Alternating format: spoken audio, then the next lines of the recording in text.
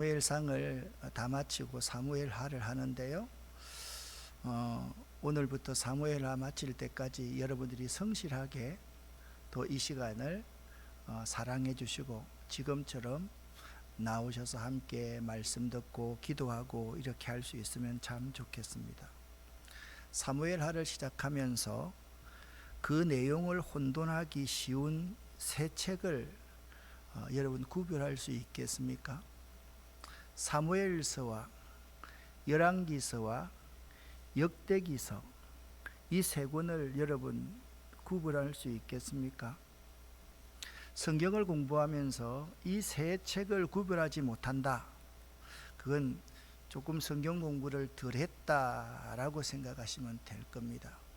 사무엘서를 읽어보면 사무엘이라는 이 인물 이 자체가 사사시대와 왕정시대를 이어주는 가교 역할을 하기 때문에 사무엘은 사울이라는 왕을 세우고 사울이라는 왕을 패하고 다윗을 세우는 데까지, 그러니까 사무엘서는 인물이 딱 세 사람이 나옵니다. 사무엘, 사울, 다윗, 이 세 사람이 나옵니다. 그런데 여러분 가운데 혹시나 솔로몬을 찾으면서 사무엘서를 찾는 사람이 있으면 너무 모르는 거죠. 그죠? 사무엘이라는 이름 이 자체가 왕정시대에 초석을 놓은 사람이 사무엘이다 라고 여러분 생각하시면 됩니다. 그러면 열왕기서라는 책은 어떤 책인가? 열왕기서를 쫙 읽어보면요, 이제 다윗의 아들 솔로몬의 치세부터 열왕기서를 시작합니다. 말 그대로 열왕들의 이야기를 기록해 놓았습니다. 북왕국 이스라엘은요 19명의 왕이 있었고, 남왕국 유다는 그것보다 하나 더 많은 20명의 왕이 있었습니다. 그리고 이 열왕기서에 보면 여러분이 잘 알아야 될 내용이 뭐냐면, 이 왕들이 거의 모두가 다 죄를 범하기 때문에 이 왕들을 견제할 수 있는 하나님의 사람이 필요했습니다. 그 하나님의 사람들이 누구냐면 선지자입니다. 그러니까 열왕기서에 보면 선지자 12명이 나옵니다. 그 12명 가운데 대표적인 두 사람을 들어서 사용하라 그러면 엘리야와 엘리사 이야기가 열왕기서에서 나옵니다. 그러니까 열왕기서는 어떤 책이냐, 여러분 보시면 솔로몬부터 남유다 20명의 왕, 북왕국 이스라엘 19명의 왕, 그리고 12명의 선지자 이야기가 나옵니다. 12명의 선지자 이야기 가운데 대표적인 선지자가 엘리야와 엘리사인데, 요 인물이 지난주 주일 설교할 때도 이사야서에서 36장부터 39장까지 왜 히스기야 왕이 나오는가를 설명을 했는데, 왜 엘리야와 엘리사 선지자가 나오느냐? 왕들이 거의 모두가 다 하나님 앞에 죄를 범했다라고 말씀드렸지 않습니까? 북왕국 이스라엘 왕 가운데 가장 악한 왕 한 사람을 들어보라. 그러면 아합이라는 왕입니다. 부인이 누굽니까? 이세벨입니다. 이 아합 시대 대표적인 선지자가 누구냐? 엘리야 선지자였습니다. 그의 제자가 엘리사입니다. 자, 남왕국 유다에서 가장 악한 왕을 한번 들어보라 라고 하면 히스기야 왕 아들 므낫세입니다. 지난 주일날 이사야가 톱으로 켬을 당해서 순교했다 그랬더니, 지금 유럽을 유행하고 있는 집사님 네가 유럽에서 우리 설교를 들은 거예요. 그래서 그분이 이제 천창기 집사님, 김명애 권사님, 이분들이 그걸 듣고 볼리비아인가 어느 나라에 드라큘라 이야기 있잖아요. 그 성이 있답니다. 그 성에 가면 톱으로서 켜는 형틀이 어떻게 사람을 톱으로서 죽이느냐, 그게 있다 그래서 전규택 목사의 설교를 듣고 궁금해서 4시간 차를 타고 가가지고 거기서 그 사진을 찍어 와서 저한테 보냈어요. 와, 그 사진을 보니까 있잖아요, 너무 징그러워서 제가 오늘 사모랑 이렇게 보여주었더니 못 보겠다고. 사람을 거꾸로 이렇게 매달아 놓고, 사람이 이렇게 거꾸로 매달리면 다리가 이렇게 매달릴 거 아니에요. 여기다가 톱을 넣고 사람을 위에서 밑으로 잘라서 죽이는 거예요. 그런 형벌이었다, 그 나라에서는. 야, 그러니까 가장 악한 왕 아합이라는 왕을 대비시키면서 그 시대에 활동했던 엘리야 선지자, 하나님의 살아계심을 드러내는 선지자 엘리사 선지자, 이 두 사람을 강조하고 있다. 그래서 열왕기서는 이런 내용으로 구성되어져 있다. 역대기서는요, 제일 처음에 보면 참 지겹게 족보 이야기가 나옵니다. 왜 족보가 나올까요? 이 족보의 가장 중요한 것은 역사적인 정통성이 있다라는 사실을 가르쳐주고 있는 거거든요. 그래서 역대기는 항상 성전 중심의 역사를 기록하고 있습니다. 자, 성전은 누가 세웠나요? 건립했나요? 다윗이 성전을 세우기를 원했는데 하나님께서 다윗을 허락하지 않으시고 누가 세웠습니까? 솔로몬 왕이 세웠지 않습니까? 그래서 역대기서는 다윗부터 시작해가지고 다윗이 성전 봉헌을 할 때 하나님께 드렸던 그 놀라운 신앙 고백의 역사들을 기록해 놓고, 솔로몬 시대의 영화를 기록해 놓고, 남유다 20명의 왕만 기록하고 있습니다. 왜 남유다 20명의 왕만 기록하고 있을까요? 자, 오늘 새벽 기도 때 그 이야기가 잠깐 나왔었는데, 사마리아 사람들은 그리심산에서 성전을 세워놓고 거기서 예배를 드렸는데, 유대인들은 그리심산이 아니었습니다. 어디입니까? 예루살렘에서 예배를 드렸습니다. 그러니까 유대인들의 입장에서 생각할 때 하나님의 성전의 정통성은 다윗으로부터 있고 솔로몬으로부터 있고 그 다음에 남왕국 유다에 있다. 그래서 남왕국 유다의 20명의 왕만 기록하고 있는 책이 역대기서입니다. 그러면 아합 이야기를 찾는데 역대기에서 막 뒤지고 있으면 참 모르는 사람이죠. 그죠? 그렇지 않겠습니까? 아합 이야기를 찾는다라고 하면 어디서 찾아야 되겠습니까? 열왕기서에서 찾아야만 될 것입니다. 아합 이야기가 나오면 곧 선지자 가운데 대표적인 누가 나옵니까? 엘리야와 엘리사 이야기도 역대기 열왕기서에서 여러분들을 찾으시면 된다. 열왕기서에는 12명의 선지자가 기록되어져 있다. 그러면 사무엘서와 열왕기 역대기를 한번 비교해서 여러분 한번 볼 수 있어야만 합니다.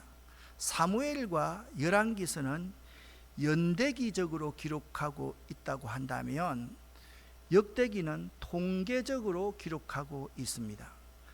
관점은요, 사무엘과 열왕기서의 관점은 예언자적인 관점으로 기록되어 있지만 역대기는 성전 중심이기 때문에 제사장적인 관점에서 기록되어져 있다라고 보시면 될 겁니다.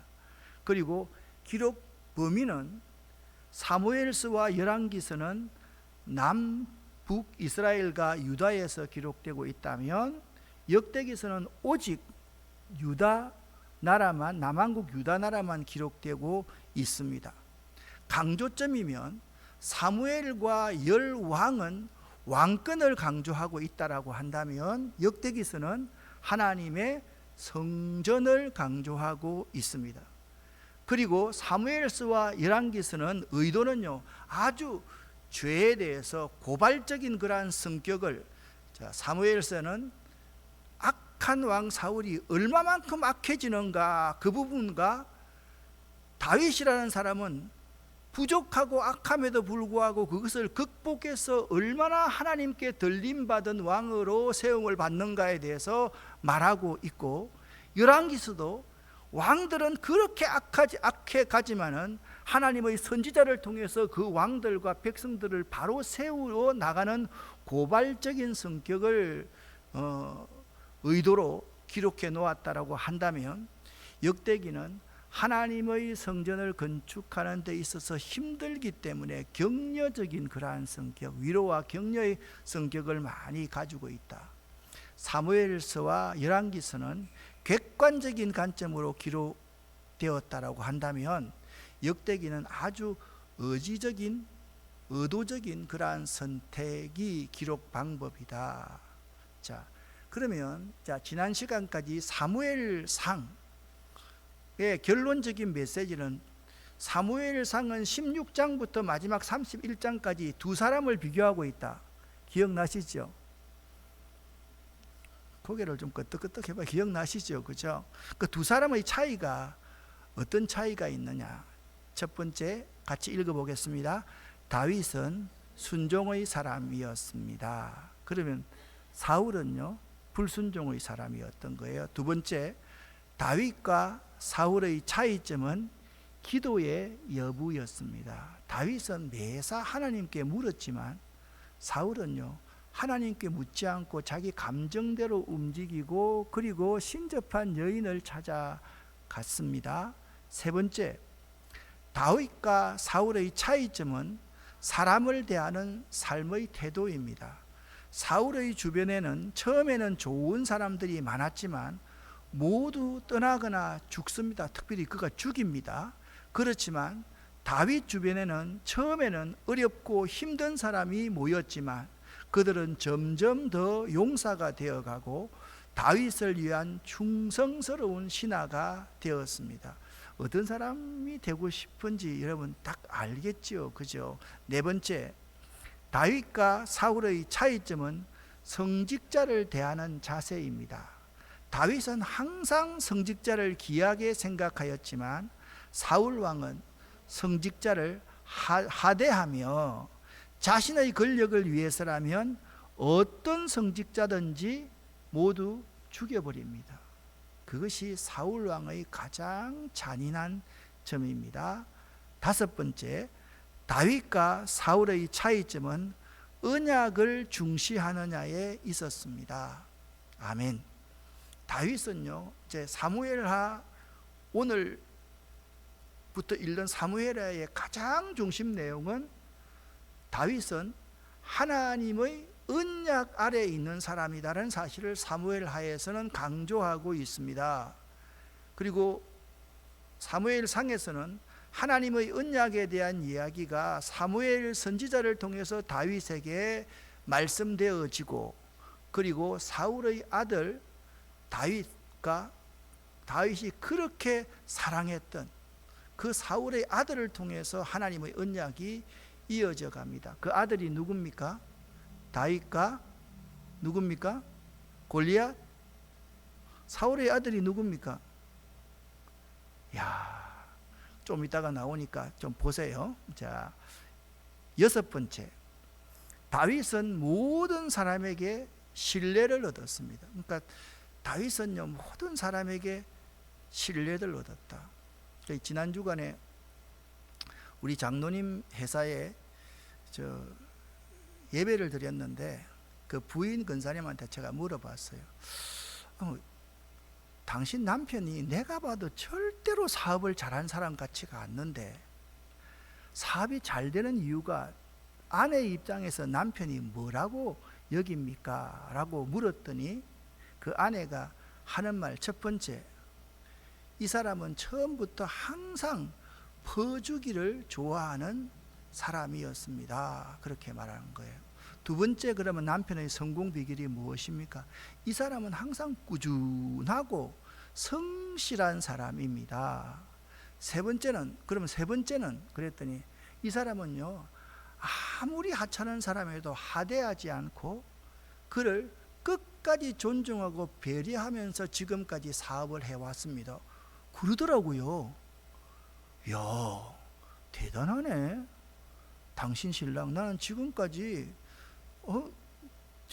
남편이 아내한테 예수 믿어가지고 예수 믿었기 때문에 장가를 잘 온 줄 알았더니 오늘 보니까 당신이 진짜 시집을 잘 갔네. 그랬더니 맞대요.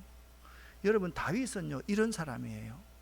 진실한 마음으로 사람을 대했습니다. 먼저 믿어줬습니다. 그러니까 그 사람이 믿을 만해서 믿는 게 아니에요. 먼저 그 사람을 믿어주는 거예요. 세 번째, 다윗은 항상 상대를 하대하지 않고 존중하였습니다. 이게 다윗의 성공의 비결입니다. 그리고 다윗은요 살리는 영을 받은 자입니다. 사울은 항상 죽이는 영으로 살아가는 사람입니다. 우리 사람들도 보면요 살리는 영을 받은 사람이 있고 죽이는 영을 받은 사람이 있어요. 말하면 다른 사람 씹고, 말하면 부정적이고, 말하면 안 되는 것을 말하고, 말하면 안 됩니다, 못합니다, 없습니다, 그런 말 하는 사람. 나는 그런 사람 진짜 많이 봤어요. 뭐 하면 안 됩니다, 없습니다, 못합니다. 그런 사람한테 뭐가 되겠어요? 그건 죽이는 영입니다. 항상 살리는 영을 받았던 사람이 다윗이었습니다. 마지막 8번째, 다윗은 분별력이 있는 지혜로운 사람이었지만 사울은 영적 맹인이었습니다. 볼 것을 보지 못하는 거예요. 자기 옆에 자기를 위해서 죽도록 충성할 다윗을 놓아두고 그 다윗을 계속 죽이는데 40년을 다 보낸 거예요. 그러니까 정확하게 보면 38년 정도를 보냈다고 생각하시면 됩니다. 38년 동안 사울 왕이 한 일은 다윗 죽이는 일에만 몰두했다가 그가 그의 아들과 함께 길보아 산에서 죽었다. 그것이 다윗의 인생이었다. 여러분, 오늘 1번부터 8번까지 있잖아요. 오늘 동영상이 올라가면 이 부분 딱 캡처해 놓았다가 잘 명심해 두시기를 바랍니다. 혹시나 캡처가 잘 안 되시는 분은 저한테 카톡으로 목사님 그것 저한테 보내주세요 라고 하면 제가 꼭 보내드리겠습니다. 이렇게 쉽게 알려주는데 그래도 이 8가지를 명심하지 않는, 이게 성공의 비결이잖아요. 명심하지 않으면 안 되겠다. 그러면 사무엘 하라는 책은 어떤 책인가 너무 길게 말씀을 드리지 않겠습니다. 첫 번째, 사무엘 하에서는요 사울과 요나단의 죽음이 다윗에게 보고되는 데서부터 그 내용이 시작합니다. 그러니까 길보아 산과 다윗이 있는 곳은 약 80km 정도가 떨어져 있는, 약 100km 가까이 떨어져 있는 곳이었습니다. 그래서 다윗이 사울이 죽은 것을 보고받은 것이 약 한 이틀 후 정도였다, 그렇게 추정하고 실제적으로 그렇습니다. 그러니까 사울 왕과 특별히 그가 그토록 사랑했던, 아까 언약을 요나단이 죽었다는 것은 다윗에게 엄청난 충격이었습니다. 그 내용으로 시작합니다. 그러니까 사무엘하는 사울 왕이 죽었고 요나단이 죽었던 사실을 보고받는 데서부터 시작한다. 그러면 사무엘 하에서는 어떤 이야기만 나오겠습니까? 자, 이게 이제 가장 중요한 내용입니다. 그리고는 영광과 치욕으로 점철된 다윗의 파란만장한 일대기가 사무엘 하에서 기록되고 있습니다. 그러니까 여러분, 다윗의 범죄 사실을 보려면 사무엘 상에서 봐야 되겠어요? 사무엘 하에서 봐야 되겠어요? 하에서 봐야 되겠죠. 왜냐하면 사무엘 상은 사울과 다윗만을 비교하고 있기 때문에 사무엘 하는 오로지 다윗 왕의 파란만장한 일대기를 기록하고 있습니다. 그런데 그 일대기 가운데 가장 중요한 것이 뭐냐 하면 7장에 나오는 다윗의 언약 부분입니다. 7장의 다윗의 언약을 아주 귀하게 다룰 겁니다. 그리고 다윗의 언약 외에 다윗의 커다란 범죄 2가지가 다루어지고 있습니다. 다른 범죄도 많이 있습니다. 첫 번째는 밧세바 사건입니다. 밧세바를 취하고 밧세바의 남편을 간접적으로 살인하는 이야기입니다. 두 번째, 다윗이 인구조사를 해가지고 하나님께서, 여러분 인구조사를 한다는 것은 어떤 의미가 있는가 하면 하나님을 힘으로 삼지 않고 자기가 이룬 군사력을 힘으로 삼는다라는 의미이기 때문에 이 다윗 일생에 있어서 굉장히 큰 문제였습니다. 자, 그 세 개의 큰 사건으로 구성되어 있는 것이 사무엘 하의 내용이다. 그래서 사무엘 하를 통해서 우리에게 주는 것은, 교훈을 주는 것은 성군 다윗의 범죄의 심각성과 그리고 회개의 중요성을 우리에게 일깨워 주고 있다. 그러니까 사무엘 하의 내용 두 가지를 한번 이야기해 보라 라고 하면, 다윗이 하나님과 언약을 맺은 것, 다윗의 언약과 다윗의 타락한 이야기를 말하고 있는데, 다윗이 타락하고 범죄하고 난 후에 그 죄가 얼마나 심각한지, 그리고 죄를 지은 사람이 회개가 얼마나 중요한지를 가르쳐주고 있는 책이 사무엘 하이다. 그렇게 말씀. 어렵지 않죠? 쉽죠? 너무 쉽잖아요. 이분들이요, 하나도 안 쉬운가 보네. 지난주 설교하고 나니까 극명하게 두 가지 차이가 나요. 어떤 사람은, 목사님 오늘 설교 너무 어려워요. 어려울 수밖에 없어요. 왜냐하면 목사님들이 구약에서 하나님의 초청에 대해서 설교를 거의 안 하시거든요.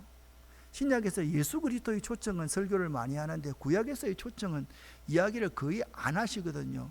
그 초청 이야기를 설명하려고 하니까 이사야서가 1 이사야, 2 이사야, 3 이사야서가 있다. 예, 이 이사야서의 내용은 40장부터 55장인데 55장이 그 초청의 절정을 이룬다. 막 그러니까 사람들이 무슨 이런 얘기 왔다 갔다 하나 생각할 건데, 그러나 첫 시간에 이렇게 전체적인 개요를 잘 잡고 나면 사무엘하는 술술술술 풀려갈 수 있는 내용이다. 그러면 사무엘하 1장에 어떤 내용이 있는가?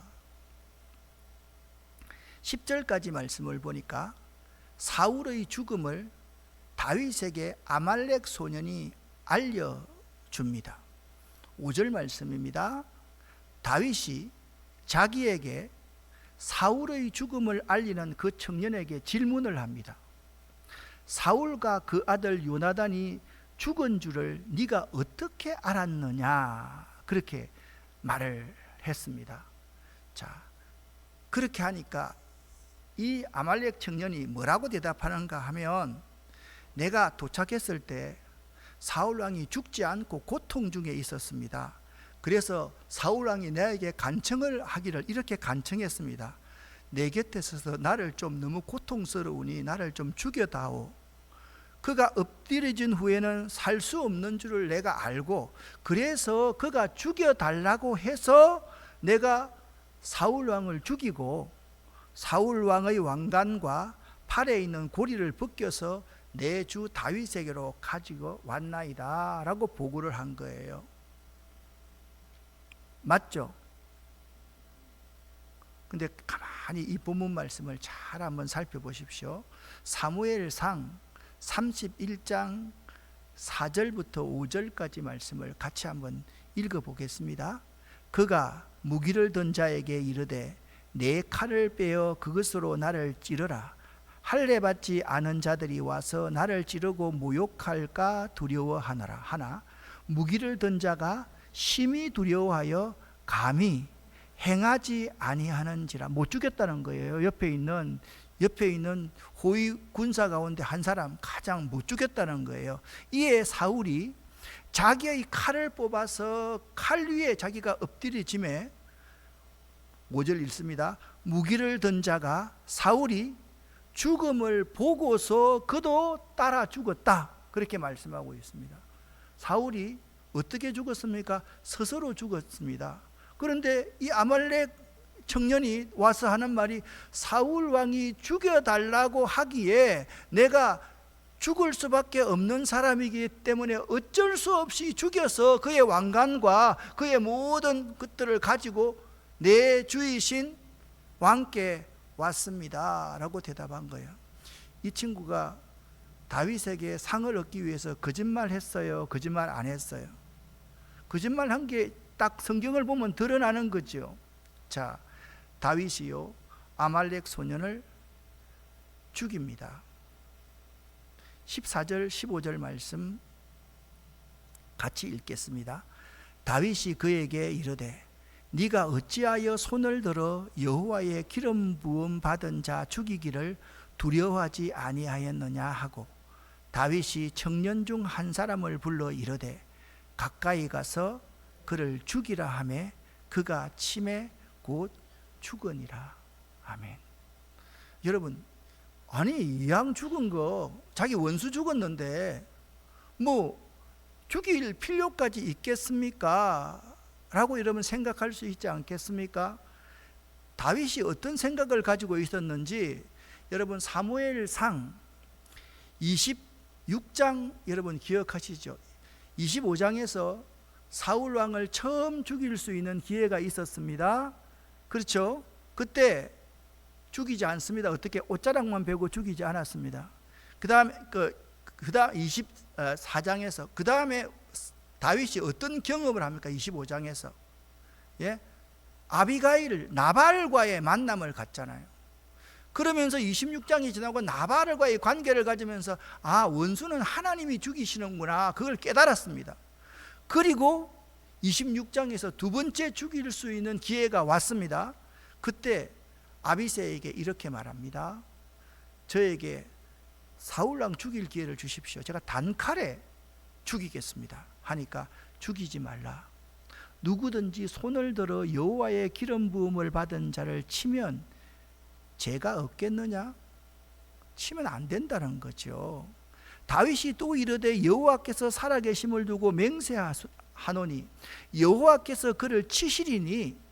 자, 여러분 뭘 통해서 봤습니까? 나발을 통해서 자기가 죽이지 않아도 하나님이 나발을 치신다는 사실을 다윗은 몸소 체험했지 않습니까?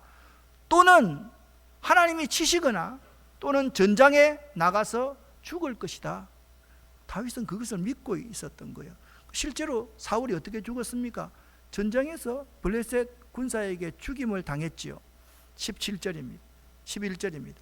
내가 손을 들어 여호와의 기름 부음 받은 자를 치는 것을 여호와께서 금하시나니, 그리고 사울왕 곁에 있는 창과 물병만 가지고 가자, 그렇게 말했습니다. 이것은요, 하나님의 주권을 철저히 의지하는 사람, 그 사람이 다윗이었음을 우리에게 보여줍니다. 다윗은 모든 인생의 생사 여부가 하나님 손에 달려있다는 사실을 분명히 믿었던 사람입니다. 하나님을 대적하는 사람은 언젠가 그는 스스로 넘어져서 죽게 되고, 내가 원수를 갚지 않더라도 하나님께서 그에게 그의 행한 대로 보응하신다는 사실을 다윗은 믿고 있었던 것입니다. 그런 의미에서 자, 우리가 읽지 않았던 아말렉 소년을 죽이는 다윗의 모습을 가만히 한번 보십시오. 16절 말씀입니다. 다윗이 그에게 이르되, 죽었습니다. 이미 네 피가 내 머리로 돌아갈지어다.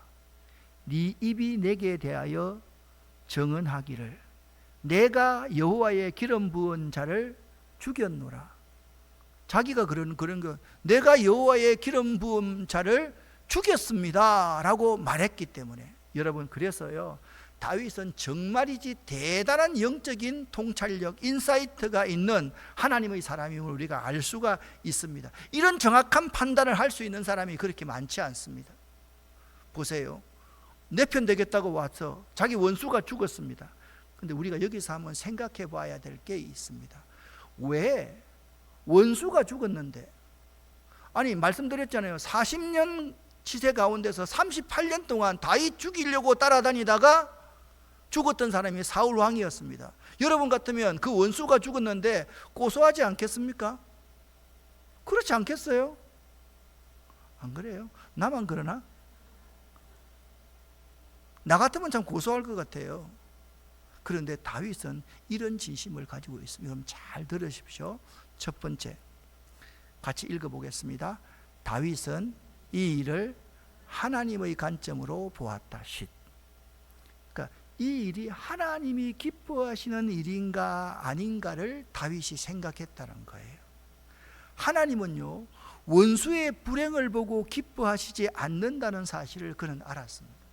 사람은요, 원수의 불행을 보고 기뻐하시지만은 하나님은 원수까지도 사랑하시는 분이에요. 마지막 순간에 그가 뉘우치면 하나님은 그를 품으시고 받아주시는 분이시거든요. 하나님은 원수의 불행을 보고 기뻐하시는 분이 아니라는 사실을 다윗은 알았다라는 거예요.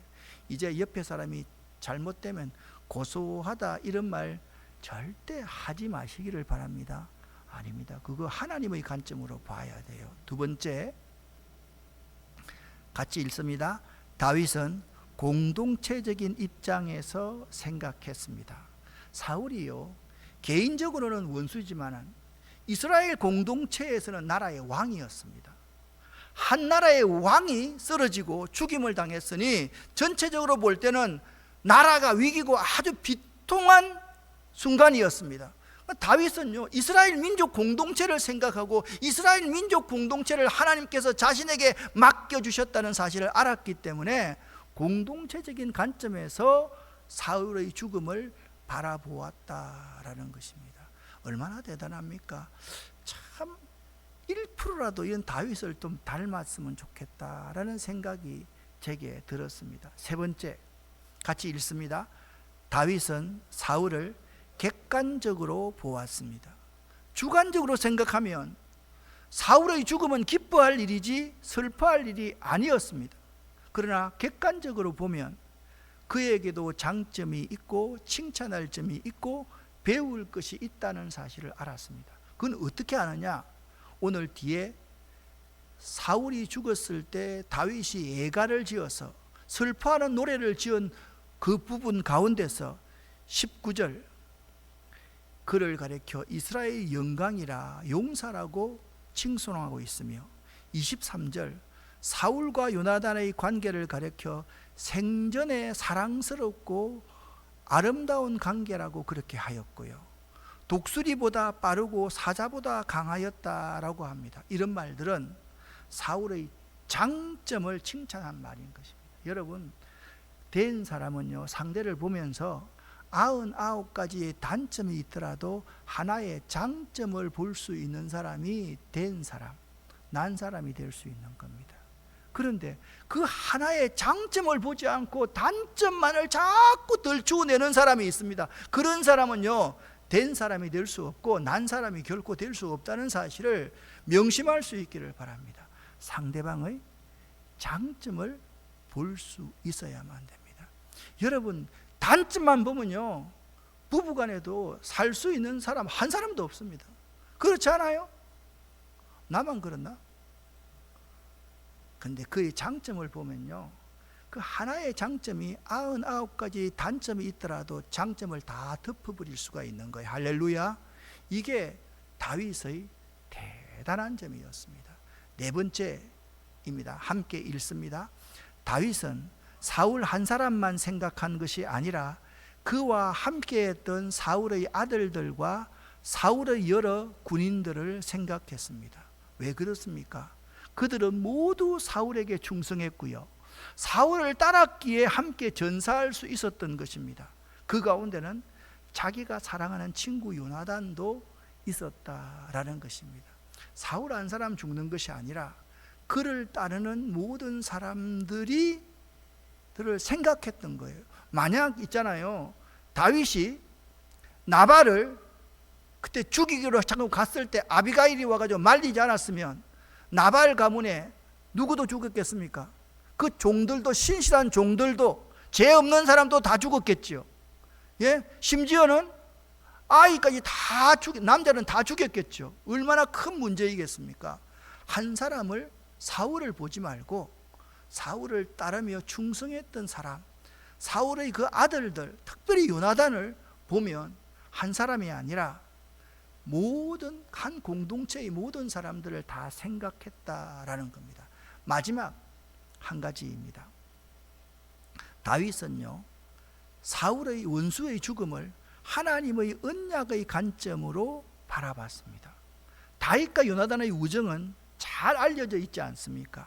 그들은 언약 안에 있는 자였습니다. 1장 26절 같이 읽겠습니다. 내 형 요나단이여 내가 그들을 애통함은 그들은 내게 심히 아름다움이라. 그대가 나를 사랑함이 기이하여 여인의 사랑보다 성하였도다. 아멘. 어떻게 사울의 아들 당신이 나를 이렇게 기이하게 이렇게 사랑해 줄 수 있습니까? 여인의 사랑보다 더 성하였도다. 그렇게 표현하고 있습니다. 마지막입니다. 몇 번 더 해도 여러분 이해해 주시기를 바랍니다. 다윗의 애가입니다. 같이 17절부터 한번 읽어보겠습니다. 다윗이 이 슬픈 노래로 사울과 그의 아들 요나단을 조상하고 명령하여 그것을 유다 족속에게 가르치라 하였으니 곧 활노래라. 야살의 책에 기록되었으되 이스라엘아 내 영광이 산 위에서 죽임을 당하였도다. 오라 두 용서가 엎드려졌도다. 이 일을 가드에도 알리지 말며 아스글론 거리에도 전파하지 말지어다. 블레셋 사람들의 딸들이 즐거워할까? 할례 받지 못한 자들의 딸들이 개가를 부를까 염려로다. 길보아 산들아 너희 위에 이슬과 비를 내리지 아니하며 재물 낼 밭도 없을지어다. 거기서 두 용사의 방패가 버림바 됨이니라. 곧 사울의 방패가 기름 부음 받지 아니함 같이 됨이로다. 죽은 자의 피에서 용사의 기름에서 요나단의 활이 뒤로 물러가지 아니하였으며 사울의 칼이 헛되이 돌아오지 아니하였도다. 사울과 요나단이 생전에 사랑스럽고 아름다운 자이러니 죽을 때에도 서로 떠나지 아니하였도다. 그들은 독수리보다 빠르고 사자보다 강하였도다. 이스라엘 딸들아 사울을 슬퍼하여 울지어다. 그가 붉은 옷으로 너희에게 화려하게 입혔고 금놀이개를 너희 옷에 채웠도다. 오라 두 용사가 전쟁 중에 엎드려졌도다. 요나단이 내 산 위에서 죽임을 당했도다. 내 형 요나단이여 내가 그들을 애통함은 그들은 내게 심히 아름다움이라.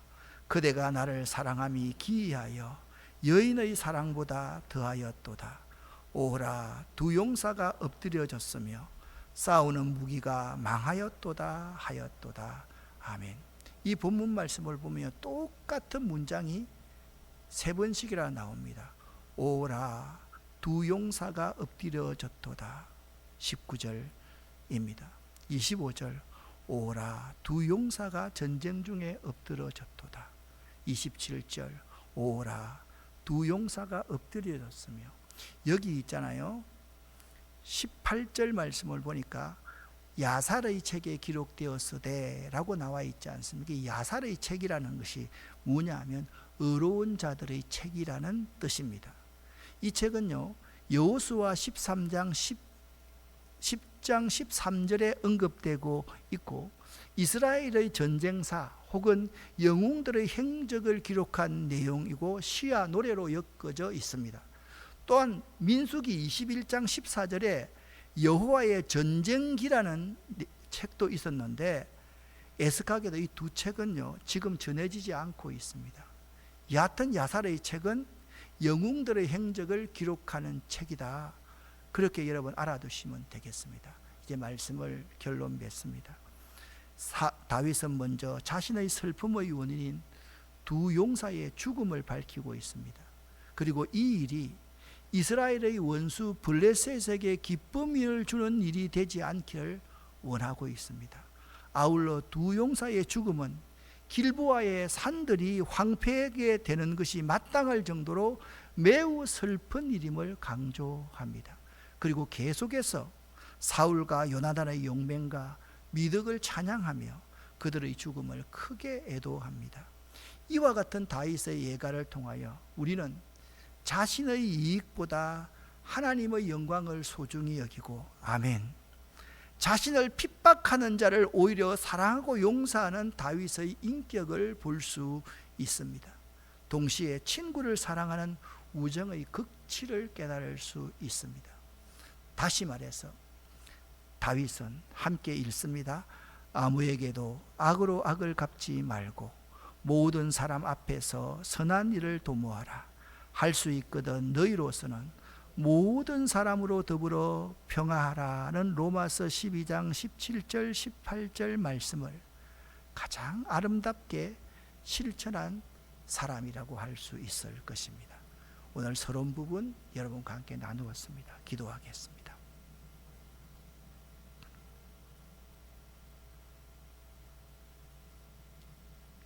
주여 믿습니다. 세 번 부르짖는데요. 첫 번째 주여 믿습니다. 나는 주님을 믿습니다. 두 번째 주여 믿습니다. 나는 주님의 그 약속의 말씀을 믿습니다. 세 번째 주여 믿습니다는 그 약속의 말씀이 오늘 나에게 이루어짐을 믿습니다. 그런 의미를 담고 주여 믿습니다. 세 번 부르고 기도하고 돌아가겠습니다. 주여 믿습니다. 주여 믿습니다. 주여 믿습니다.